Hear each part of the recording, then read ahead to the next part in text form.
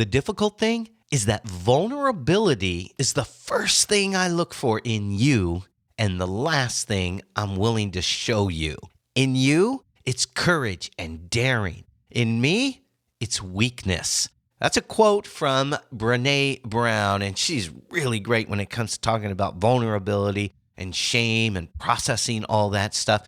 If you see someone being raw, honest, and vulnerable, you likely would find them to be strong and courageous. But for some reason, when we think about being raw, honest, and vulnerable ourselves, we think we're showing our weakness. Today, we're going to talk about finding our strength in vulnerability and strengthening our relationships through vulnerability. Because when we can overcome this odd notion that our vulnerability is weakness, we can be strong in that state. In fact, I'm going to start this episode with my own vulnerability. I'll be honest, there's a part of me that thinks that's dumb because when you put yourself out there as a coach or as a leader or whatever it is in this space, you feel like you have to have your act together. You have to have everything together. You have to be strong or people will completely discount you and your ability to help them. That's not true. And I'm going to go against my better judgment, or not even better judgment, but my instinct. And I'm going to rip open my shirt, figuratively, not literally. Nobody needs to see that, even in a podcast. And expose a bit of myself, my vulnerability to you right after this intro. So let's go. Welcome to Mental Mastery Moment. I'm your coach, Paul Desmond Adams. Think of this show as your quick daily coaching session. Each 10 to 15 minute episode is designed to help you live the life you were created to live. I'll help you realign your mindset, maximize your productivity, deepen your relationships, and tap into your infinite creative source. On Wednesdays, we talk about people and relationships because no matter what you're doing in life, no matter what your business is about, people will be the most important part of anything you do. So let's get started now with today's episode of Mental Mastery Moment. All right, well, as promised, my vulnerability. I'm just not ready to share it right now. No, I'm kidding. I'll share it with you. If you listened to yesterday's episode about the difference between laziness and depression, you may have already realized this, but I'm going to just state it clearly. That was about me. It was all about myself. My entire adult life, I've been Mr. Positivity. I've been that go-getter, that one you can't keep up with, that one who charges ahead, go, go, go, go. I've been that person who would have called somebody with depression lazy. That would have been me not long ago. I mean, like, oh, you just need to get up and move forward. You're just using that depression thing as an excuse. I've even had moments of that about myself in the past 24 hours.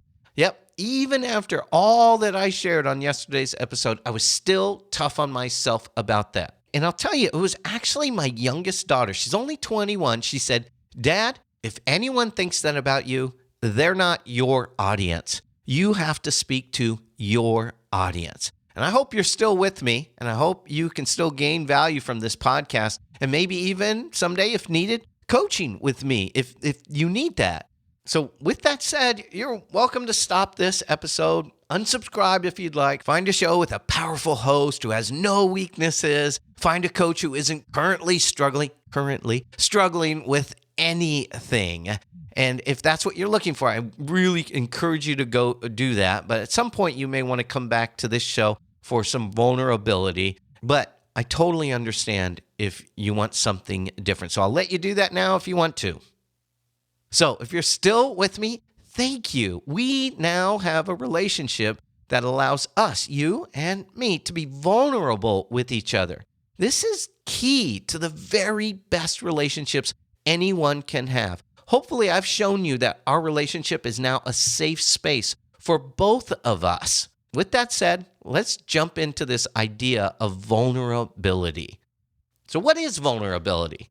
What is it? It's about openly sharing your emotions. It's about openly sharing your desires without concern for how it's going to be received by others. It's not about hurting others, but there's a little bit of that. It's kind of hard to tiptoe through that issue, but I'll try to explain it as we move through the episode. It's about not worrying about how it might impact someone's perception of you. And this is not easy. It's not at all. There are consequences to us. And most of us, we have this fear of those consequences that come from being vulnerable, come from being honest, come from just sharing our true self. It's not easy. We're afraid of those consequences. Just like I mentioned a moment ago, consequence might be you're like, oh, this guy, what's he going to teach me? He hasn't even got his own act together. Nope, I haven't.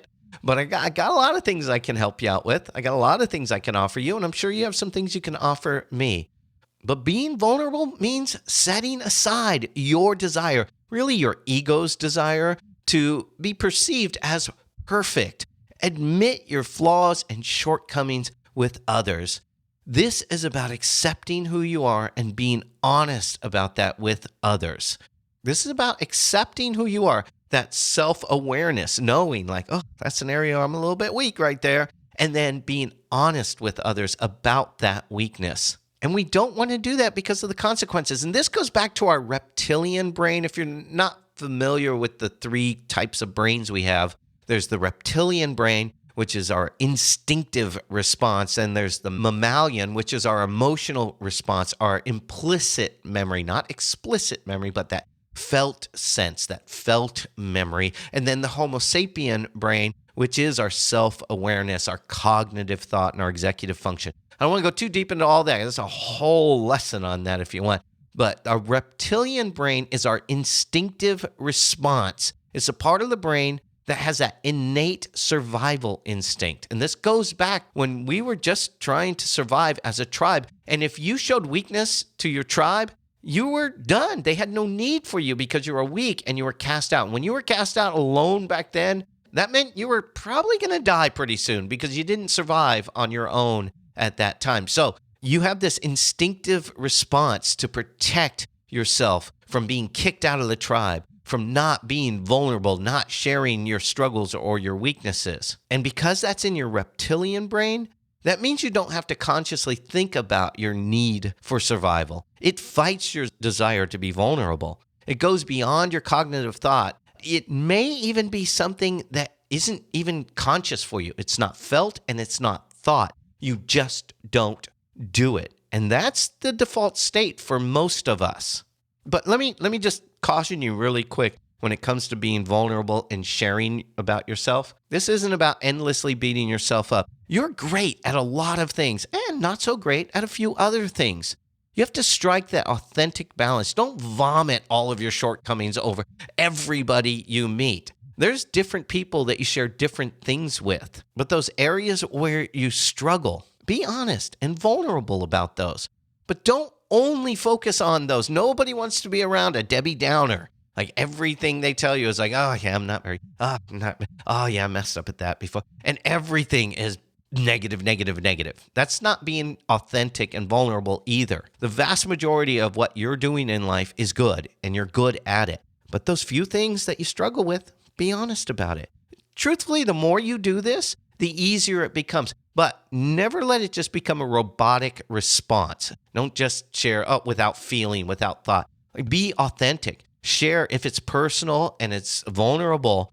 Share that. It might make you cry. It might make you, stutter a little bit as you're sharing it. So don't become robotic about it. But it does become easier the more you do it, the more often you're vulnerable and you don't die because that reptilian brain thinks you're going to, the more you're able to share that. And here's a big thing. Don't blame your shortcomings on others. In tomorrow's episode, I'm going to go into that idea a little bit more from a spiritual perspective, why we have that desire to blame others for things in our life. When you blame others, you absolve yourself of any responsibility for changing that shortcoming. If you didn't cause that shortcoming, you can't change it, right? That's what we think. Even if someone hurts you, and that can be the case, and that can cause you to struggle in certain areas, you still control your response to that harm that somebody did to you. And again, tomorrow's episode, we dig a little bit more into that, what you allow to affect you and things like that from a spiritual point of view.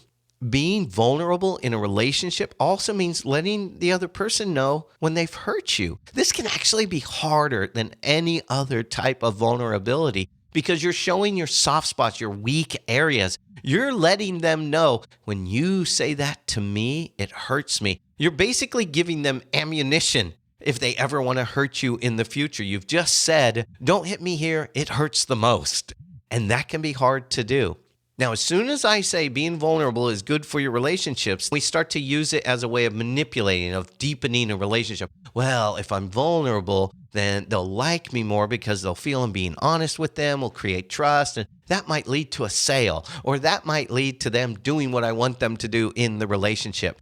Don't fake your vulnerability. So now you understand what vulnerability is and isn't. How does this improve relationships? Well, hopefully, through all this, you can see where that improves relationships. But when you're honest and vulnerable, you create an environment where both of you feel safe being honest and vulnerable. And that'll bring that honesty into your relationship from both sides. And obviously, it goes without saying, honesty in a relationship is always going to improve the relationship. Now, honesty can hurt. It can definitely hurt. But it's always going to improve the relationship if you both come at it with the desire to work through it. Think about a puzzle, because that's really what relationships come down to. Different puzzle pieces. I have a puzzle piece. You have a puzzle piece. We got to figure out how those work together, how they come together. And when you finish that puzzle, you have this beautiful thing at the end, this picture, this relationship that's all put together. And most of us, especially with our spouse or significant other, that puzzle can take a lifetime to put together. But definitely after you get all the edges done, right, with any puzzle, it becomes a lot easier to put the middle pieces in and stuff like that. But here's when a puzzle is really hard to put together: when there's a few pieces missing. When we're not vulnerable, we're holding back some of the puzzle pieces.